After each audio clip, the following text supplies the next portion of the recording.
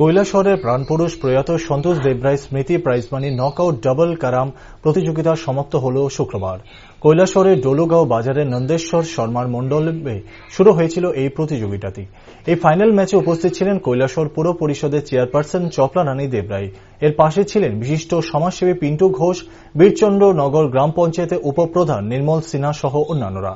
এদিন 5 বোর্ডের ফাইনাল ম্যাচে প্রথম 3 ম্যাচেই জয়ী হয় এবং একই সাথে প্রয়াত সন্তোষ দেবরায় স্মৃতি প্রাইজমানি নকআউট ডাবল ক্যারাম প্রতিযোগিতায় চ্যাম্পিয়ন হয় আগরতলার 2 যুবক রাজেশ সাহা ও সুদেব।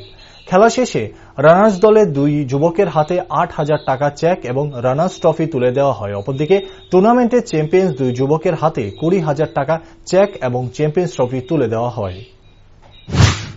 নমস্কার মিডিয়া বন্ধুকে, আজকে আমরা এই ডলুগাঁও বাজারে এই যে গৌরীতাই মন্দিরে এখানে এসে যে সন্তোষ দেবরায় ক্যারাম নকআউট টুর্নামেন্ট সমাপ্তি দিবসে সবাই একত্রিত হয়েছি। বিভিন্ন জায়গা থেকে এখানে এসছে। আমি এই ডলুগাঁওবাসীর কাছে মহান যে তার উদ্দেশ্য উদ্দীপনা, তার জন্য আমি খুবই আনন্দিত, আপ্লুত এবং তাদের কাছে আমি সন্তোষ দেবরায়ের এই ক্যারাম খেলার জন্য কৃতজ্ঞতাও স্বীকার করছি যে এত বড় উদ্দেশ্য নিয়ে তারা আজকে এই খেলাটা শেষ করেছে। বিভিন্ন জায়গা থেকে এখান থেকে এসছে এবং আগরতলা আজকে প্রথম পুরস্কার নিয়ে গেছে। এই জন্য আমি আগরতলার যে প্লেয়ার তাকেও আমি আমার আন্তরিক শুভেচ্ছা ধন্যবাদ জানাচ্ছি। খুব সুন্দর খেলছ।